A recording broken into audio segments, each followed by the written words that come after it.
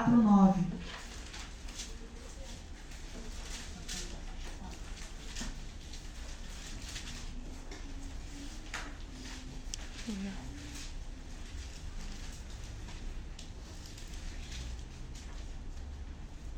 Qual versículo? Capítulo 4, versículo 9.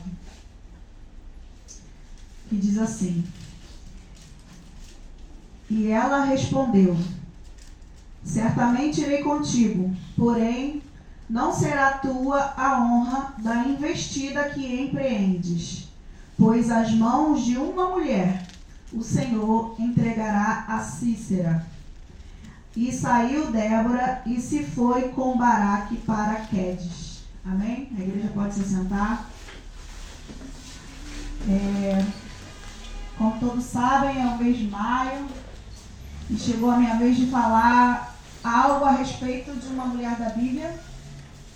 E assim como as outras pregadoras que já passaram por esse altar, eu trarei a história de uma mulher que vai agregar um aprendizado a nós para que possamos levar para a nossa própria vida, para os nossos próprios lares e os nossos relacionamentos. Para isso, eu terei que ter em mente alguns acontecimentos importantes que aconteceram com o povo de Israel lá atrás. O povo de Israel sempre foi um povo diferenciado, um povo a qual Deus havia escolhido, um povo a qual Deus amava, um povo a qual Deus queria manter um relacionamento, um povo que Deus queria proteger. Podemos ver todos esses atributos de Deus em relação ao povo quando este ainda se encontrava cativo no Egito, sendo escravizado e sofrendo na mão de Faraó. A forma que Deus encontra de proteger esse povo de todo esse sofrimento é dando a eles um libertador. E é aí que surge Moisés. Na realidade, Deus tem um plano para cada um de nós. Assim como teve na vida de Moisés. Nós também somos libertadores. E aí você pode pensar, mas de quem? Nós somos libertadores dos nossos amigos, libertadores dos nossos familiares e todos aqueles que passam por nossas vidas.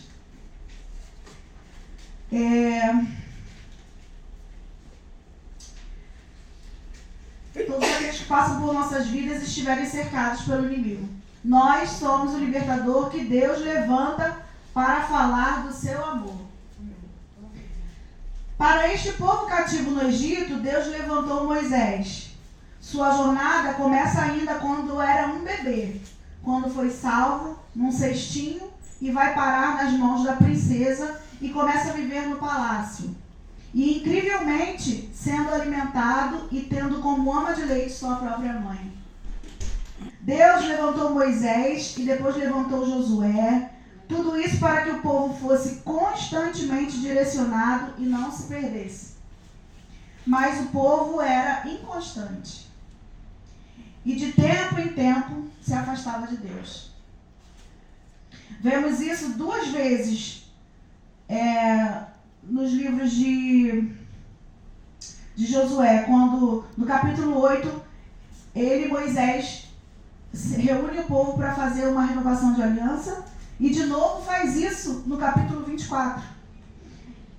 Até que chega onde nós estamos, que vamos falar aqui em Juízes, né? No capítulo 1 de Juízes, Moisés já havia morrido e Josué também havia falecido. E o povo mantém, né, a prática de consultar o Senhor. Continua mantendo a prática de consultar o Senhor. Isso no capítulo 1 de Juízes. E aí o povo se reúne e consulta o Senhor, pedindo direção a Deus em tudo. E Deus fala, dessa vez, com o povo.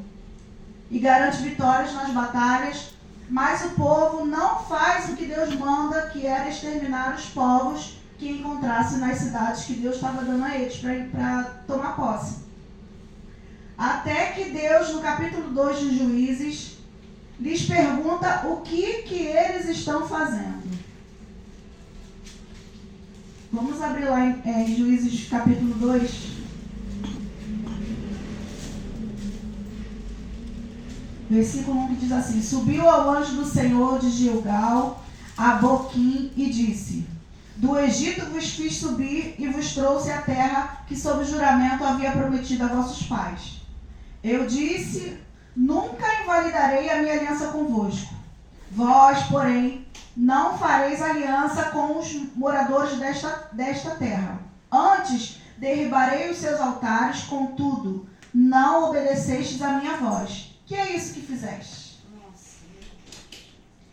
Pelo que também eu disse: Não os expulsarei de diante de vós. Antes, vos serão por adversários, e os seus deuses vos serão por laço.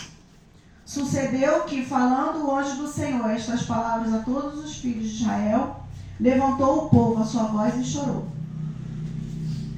E aí, irmãos, a gente chega no versículo 3. No versículo 3, Deus fala que não expulsará do caminho deles o povo que eles mesmos resolveram poupar. Diz nesse momento que esse mesmo povo que eles pouparam serão por adversários e os seus deuses por laços para eles mesmos. E aí a gente chega nessa parte aqui de Juízes, né? Eu comecei a me perguntar, mas por que havia juízes nesse período? O Senhor diz que... Aqui, ó. Esse período de juízes foi um cuidado de Deus em relação ao povo. No capítulo 2, versículo 16, diz assim: Suscitou o Senhor juízes que os livraram das mãos dos que os pilharam.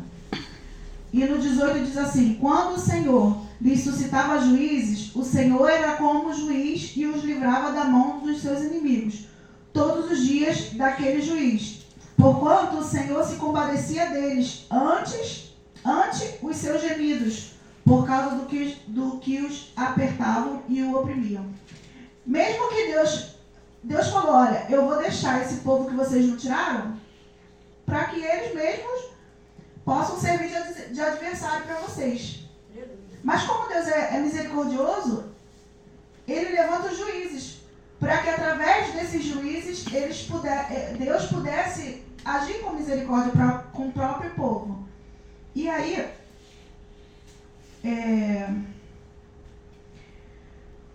os juízes eram uma forma de cuidado do Senhor com o povo. E é nesse período turbulento, onde tantas coisas estão acontecendo, é que se ouve falar da primeira vez da mulher que eu vou trazer nesta pregação, que é a respeito de Jael. Jael tem um nome que para mim soa masculino, mas ela é uma mulher. E ela é esposa de Eber, que era queneu.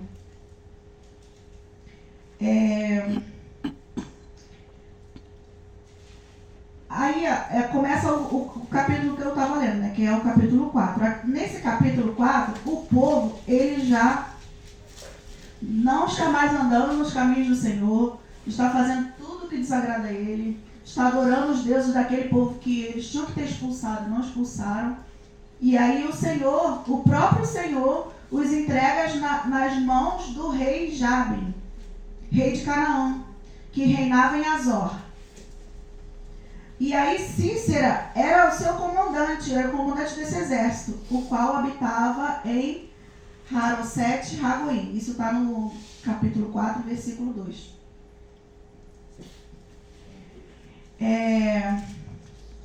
No versículo 1 do capítulo 4, eu vou ler, vocês não precisam ler, se vocês quiserem acompanhar, pode acompanhar. Diz assim, olha: porém, os filhos de Israel tornaram a fazer o que era mal aos olhos do Senhor, depois de falecer Eude. Ele era a última pessoa viva que representava a memória de Moisés, Josué e todos os conhecedores de tudo que Deus havia feito ao povo de Israel. Conhecedores do acordo que o povo de Israel mantinha em memória, que firmara lá no livro de Josué. ele representava um impedimento para que o povo de Israel, que queria voltar a pecar, pecasse. E essa era uma condicional para o povo. Por que o povo se mantinha ainda, passou a pecar depois da morte de Eude? Porque essa era uma condição, eles tinham firmado isso lá atrás. E vendeu o Senhor na mão de Jabe, rei de Canaã, que reinava em Azor, e Sísera era seu capitão do seu exército, o qual então habitava em Harodsete dos gentios. No versículo 2, assim que o povo peca e não mantém sua palavra de retidão, o Senhor Deus também não se vê mais obrigado a manter o acordo de mantê-los em segurança e paz. E prontamente os entrega nas mãos dos seus perseguidores, que era o tal rei lá, Jabe. E aí a palavra do Senhor diz que então os filhos de Israel começaram a clamar ao Senhor, porquanto ele tinha, esse mesmo rei era muito, muito forte nas batalhas. Ele tinha 900 carros de ferro. E por 20 anos ele oprimia violentamente o povo de Israel. Depois que o povo de Israel já estava com 20 anos de opressão, aguentando firme, o povo se lembra de clamar ao Senhor, pois eles sabem o Deus misericordioso que eles deixaram para trás. E aí a Bíblia diz que Débora, mulher profetisa, mulher de Lapidote, julgava Israel naquele tempo. Olha aí os juízes que Deus levanta para agir com misericórdia. Dessa vez foi através de Débora. Débora era juíza e profetisa do Senhor. Deus agia instituindo juízes para o bem do povo, mesmo assim neste tempo em que o povo andava longe e era oprimido. A palavra diz que ela, Débora, se assentava debaixo das palmeiras de Débora, entre Ramá e Betel, nas montanhas de Efraim. E os filhos de Israel subiam a ela a juízo. E era aí, esse ato de subir, e era através desses juízes que o povo, de alguma forma, se via não abandonado de todo, né? Porque ainda se encontrava a justiça.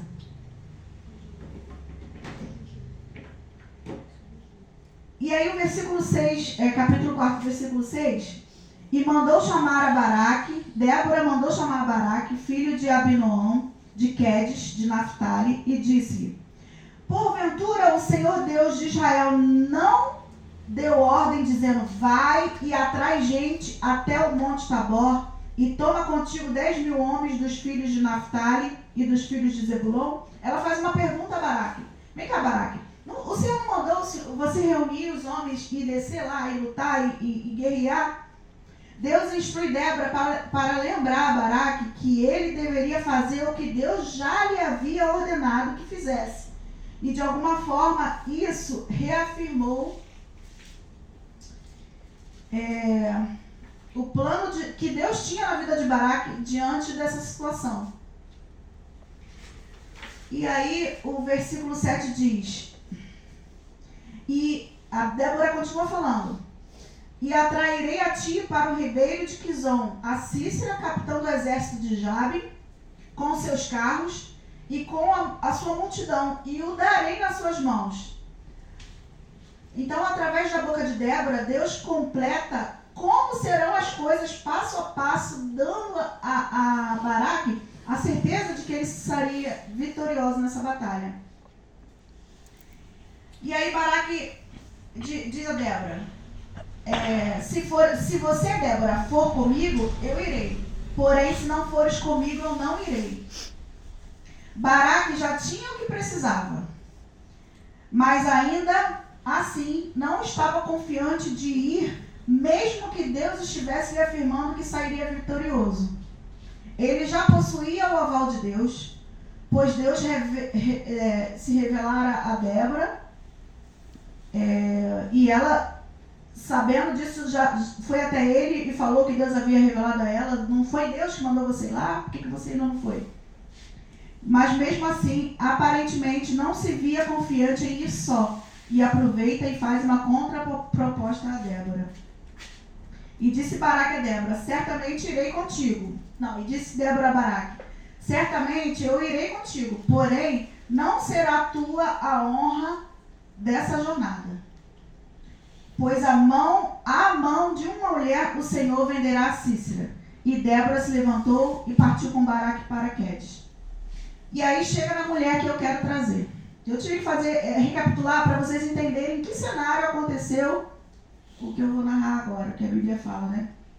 Débora tinha certeza da vitória e prontamente aceita ir com Baraque, mesmo que Deus não tenha lhe dito que deveria ir. Deus relata a Baraque que a vitória não será para que o seu próprio nome seja honrado. E aí Baraque convoca o pessoal de Zebulon, de Naftali, e sobe com 10.000 homens junto com ele, junto com Débora. E aí, nesse mesmo período que está acontecendo tudo isso, o esposo de Jael, o Eber, que é queneu, tinha se mudado. Ele saiu do meio do povo do queneu, dos filhos de Obabe, sogro de Moisés, e tinha estendido as suas tendas até o carvalho de Zaanim, que está junto a Quedes. Esse versículo é um dos versículos mais importantes para entendermos o que vamos aprender a respeito dessa família. Aqui se fala que essa família, Jael e Eber, eram queneus. Mas quem eram os queneus? Os queneus eram nômades que viviam em vários lugares e, como consequência disso, conheciam vários povos. Isso está relatado lá em 1 Samuel 15:6. Em 1 Samuel diz, 15:6, que relata que os queneus já moravam no meio dos amalequitas, um povo que Deus prometeu exterminar, porque Deus não se agradou do que eles fizeram com o povo de Israel quando eles estavam saindo do Egito. Quando Deus estava tirando o povo de Israel do Egito, naquela dificuldade toda, eles enfrentando sede, cansados, sem farta alimentação, os amalequitas os surpreenderam pelejando contra eles lá em Refidim. Quando isso acontece, o povo queneu, que já morava no meio dos amalequitas, mas só os amalequitas que foram lá lutar contra o povo de Israel. Os queneus se mantiveram inertes. Eu não vou me meter nisso. Você quer ir lá lutar? Você vai lá e luta. Mas eu não me meto nisso. Quando isso acontece, o povo queneu que já morava nos meios dos amalequitas não foram inflamados para lutarem contra Israel, somente os amalequitas foram. E Deus leva isso em consideração quando vai acertar as contas com os amalequitas. Quando o rei Saul vai invadir os amalequitas, o rei Saul, antes de tudo, ele faz com que o povo queneu se retire do meio deles. E o povo queneu é poupado por causa dessa atitude que eles tiveram, que eles deixaram de ter quando os amalequitas foram invadir. Vocês estão entendendo, gente? Estou falando muito, né? E aí, quando Sísera soube que Baraque estava vindo com seus 10.000 homens, Sísera, ele se aprontou também para ir de encontro, para guerrear, né? Prontamente, Sísera se prepara para se defender, após ficar sabendo que Baraque havia feito uma movimentação com seu exército com a intenção de atacar. O poderio do exército de Sísera era visivelmente maior por conta da quantidade de carros que eles tinham, 900 carros.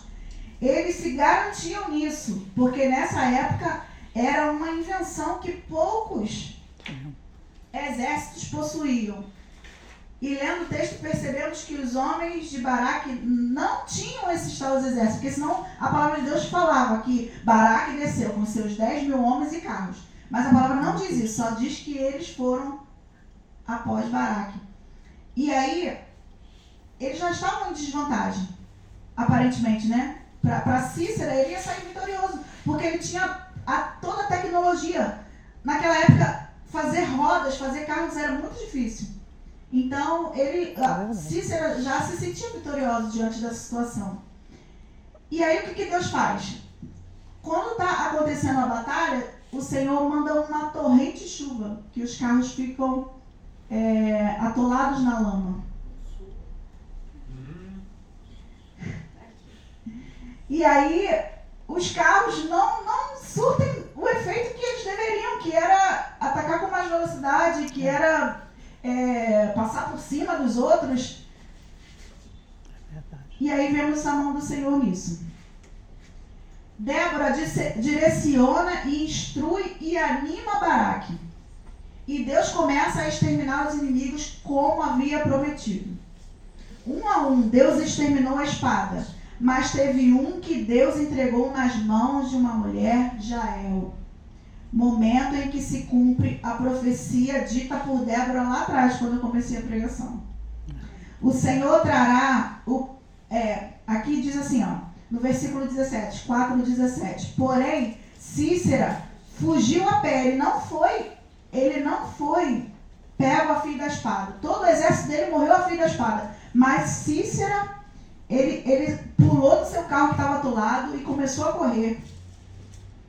E ele correu para onde, irmãos? Para a tenda dessa mulher, que era a mulher de Éber, o queneu. Por que ele correu para lá? A Bíblia diz que havia paz entre o rei Jabim e o marido dessa mulher. E aí eu te pergunto, e aí entra nas questões familiares. Quantas das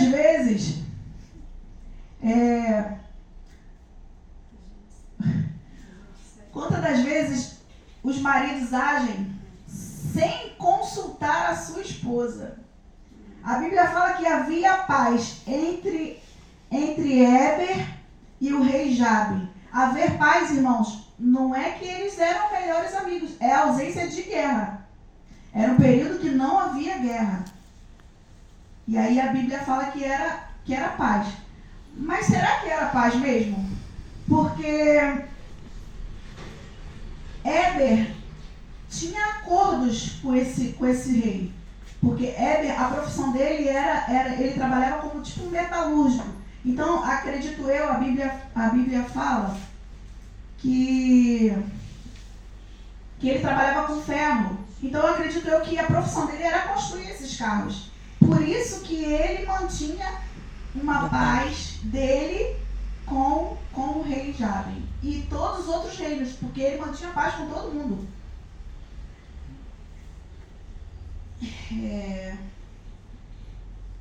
Peraí que agora eu perdi, está no 17. O Senhor trará o problema na sua mão porque ele te capacitará e você será capaz de resolver. Jael, a esposa de Éber, ela mesma foi ao encontro de Cícera. Quando viu que ele estava vindo para a casa dela, ela mesma foi ao encontro dele. E disse: entra aqui, meu senhor, pode entrar, a casa é sua. Não temas. E ele entrou na tenda dela, na tenda que ele achava que tinha paz. E ela o cobriu com uma coberta, o escondeu ali, né?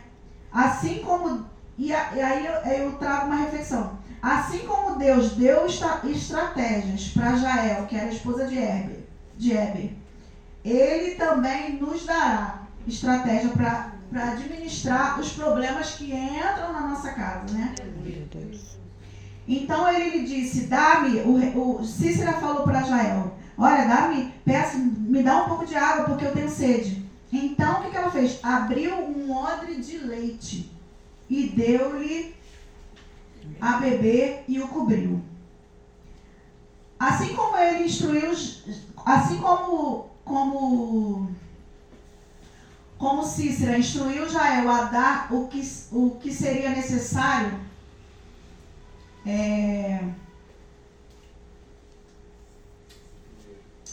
assim como ele instruiu Jael a dar o que seria necessário ao inimigo para que ele pudesse se acalmar, para você ter novamente o controle da situação, a calma para agir a paz em meio à guerra.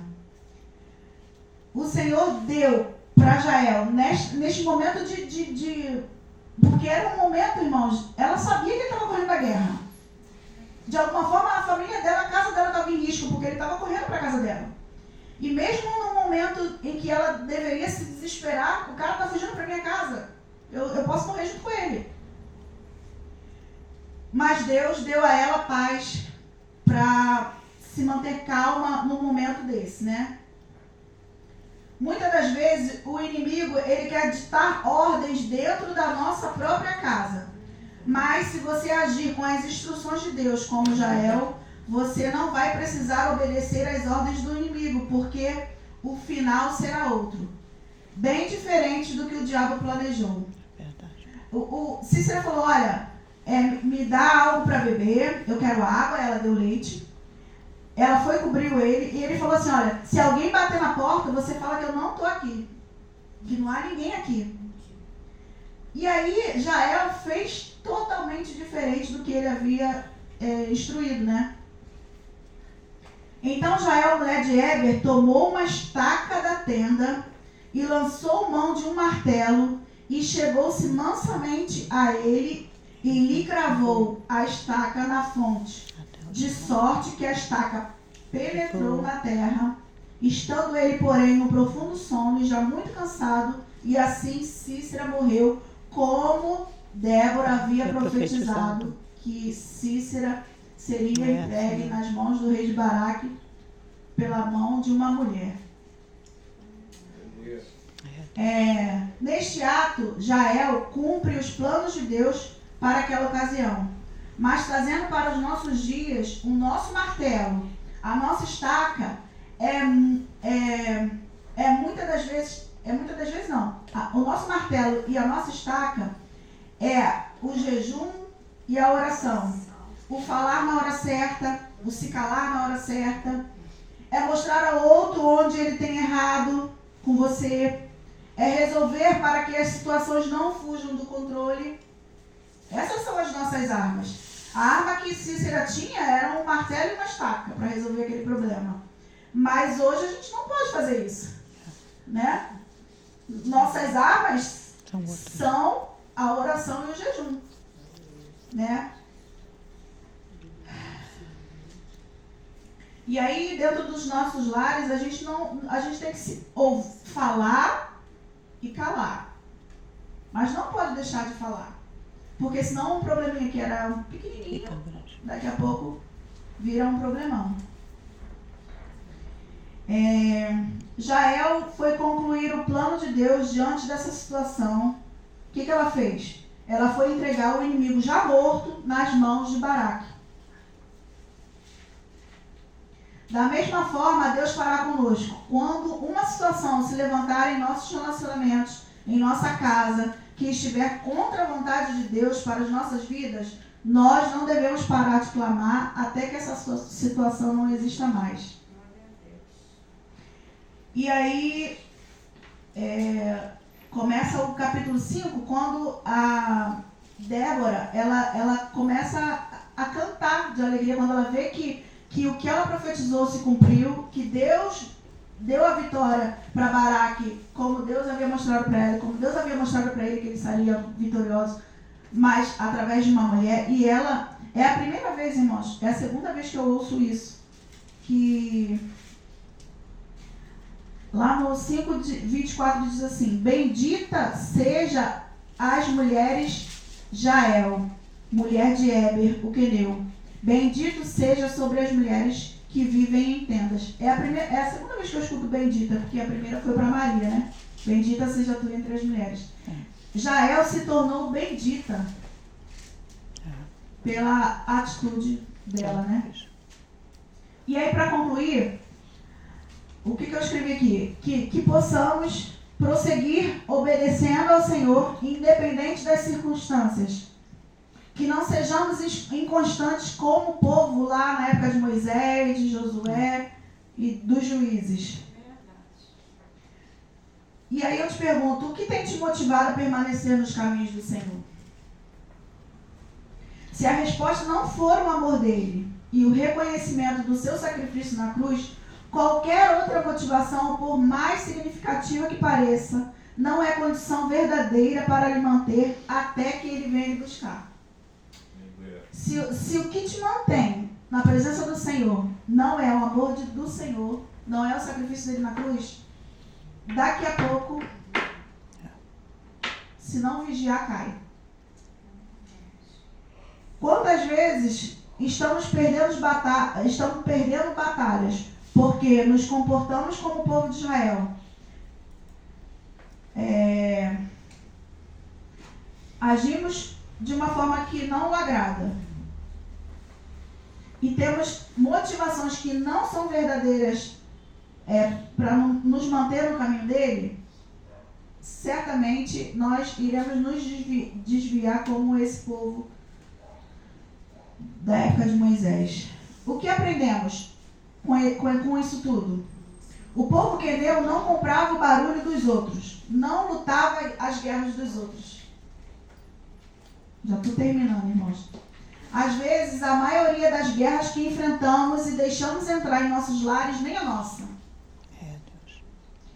O casal se dá super bem, mas na maioria das vezes as discussões que ocorrem são por causa dos outros. Temos que trazer esses ensinamentos para dentro dos nossos relacionamentos.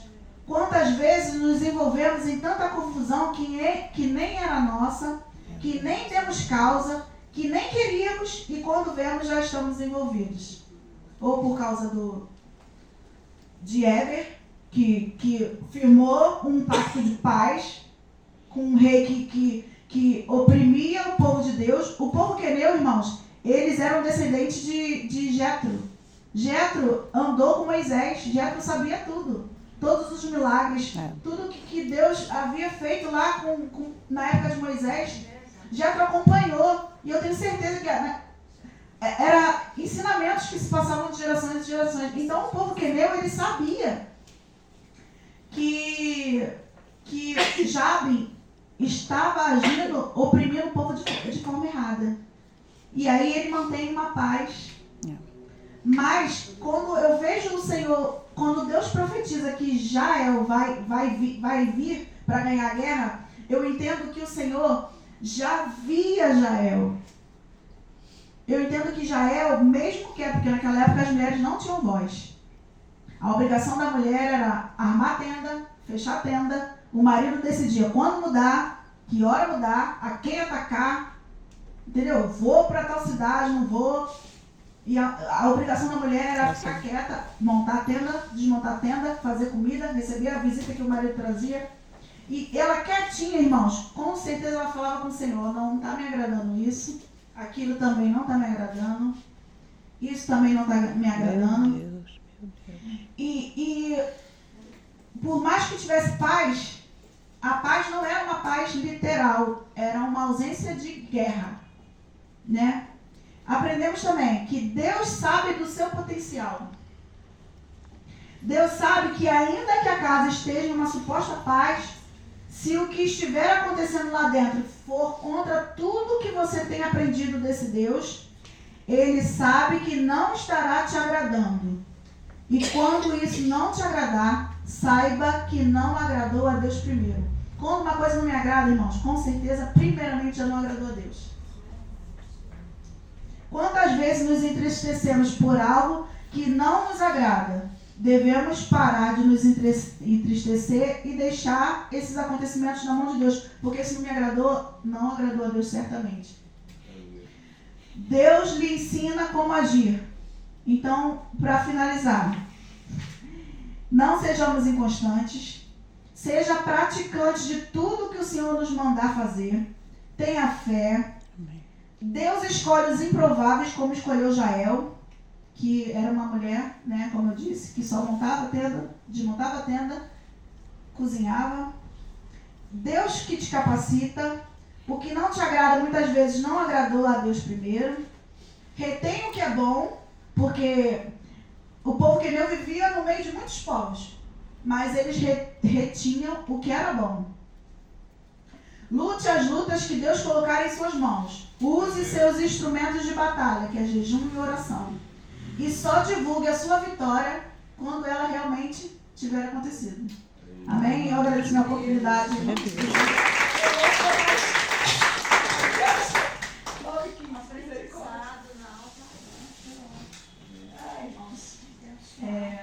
É isso.